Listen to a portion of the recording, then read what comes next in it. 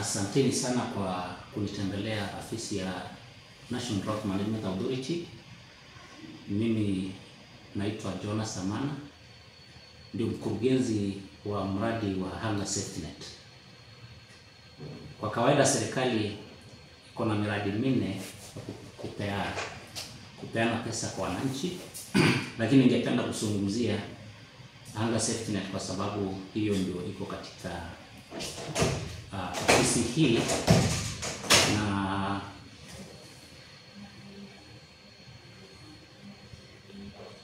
ningependa kufafanua yale ambayo wananchi wanataka kujua. Kwanza kabisa, mradi huu ni wa serikali na iko chini ya State Department of Resources. Kwa muda wa miezi 7 hatujaweza kulipa wananchi wa Hunger Safety Net. Naongea juu ya nyumba 20,453, na najua ya kwamba wananchi wameanza kulalamika ya kwamba hawajawahi lipa kwa muda. Hakikisho ningependa kupeana ni kwamba serikali italipa hii pesa punde tu hazina ya serikali ambayo ni National Treasury watalipa hiyo pesa kwa the National Drought Management Authority. Sijajua ni mwezi gani ndio hiyo pesa itaachiliwa, lakini punde tu tutakapopata mwelekeo, basi bado tutaenda hewani kuhakikisha kwamba tumewapata habari hiyo. Na si shida haiko kwetu kama the National Drought Management Authority. Kama mjuavyo, mradi huu uko katika majimbo 8, lakini niruhusu kuongea juu ya Marsabit. Kwa hayo majimbo yote ni miezi 7 ndio haikulipwa, lakini italipwa. Kile ningependa kusema ni kwamba hapo awali wale ambao ni wajumbe ambao wanapitia sheria, kuna wakati pesa imepunguzwa, na hiyo pia ikaadhiri the National Drought Management Authority kuweza kulipa wananchi kwa muda ufaao.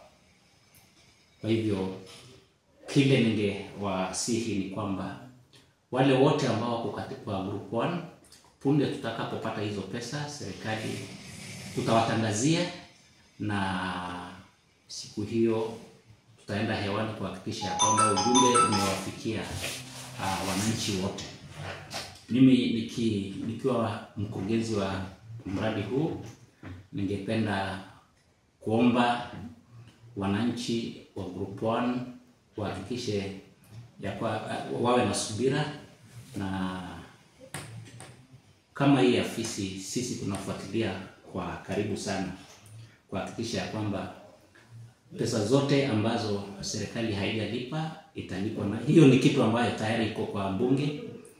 Kama mjuavyo, bunge imeweza kama niliposema hapo awali, bunge walienda kupunguza hiyo pesa ile kawaida mgao wa the National Drought Management Authority. Sio afisi yetu ndio iko na shida, sio afisi ya Nairobi, sio ya Marsabit ama makaunti hayo mengine yote, bali ni wale ambao tumewachagua ndio pengine hawakujua umuhimu wa fedha hizi kwa huduma ya jamii. Hivyo ningependa sana kuwashukuru Radio Jangwani hali ngumu ya kifedha, na kama nilipozungumza, kama wale ambao tunafikiri ni maskini zaidi wa group 1 hawajapata, basi pia group 2 ni ngumu. Na kitu moja napenda kusema, wakati kila mtu tulimpatia Mastercard ya kuweza kuaccess miradi ya serikali iliketi kafikiri ni njia gani mwafaka inatuwezesha baadaye kama kuna kiangazi tuweze kuwapa hawa wananchi wengine pesa. Basi National Drought Management Authority tulipewa nafasi ya kuandikisha kila nyumba kwa Marsabit, na tumeandikisha zote nyumba 11,538, na wale haswa tunalipa kwa group 1 ni 20,453. Kwa hivyo kwa group 2 sasa hivi sitajipiga kifua ya kusema tutawalipa. Hela kuna, kama wale wa kawaida hatujapata pesa ya kuwalipa.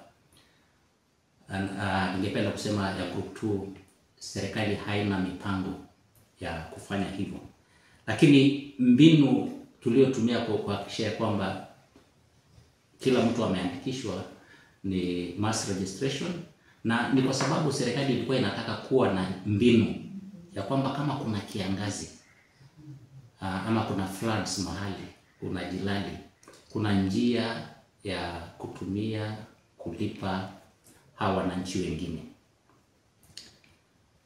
Kwa hivyo ni hayo ndio ningesema.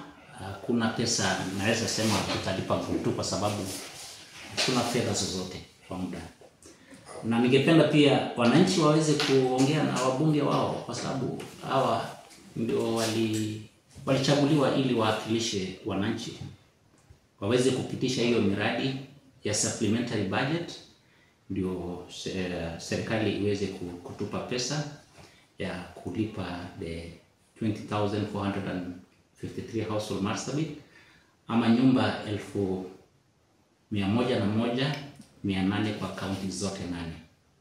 Asanteni. Katika NDMA kutokana na upungufu wa fedha, mambo mengi yanaathirika. Unaona pia kwa tumikia kwa kiangazi na hatujaweza kupata pesa ya kulipa group ya pili, hiyo group 2. Bado miradi mingine kama fast moving spare parts, kwa boreholes, pumps, NDMA haijapata pesa ya kutosha ya kuweza kufanya hiyo kazi. Ile kazi ilikuwa inafanya hapo awali. Asante.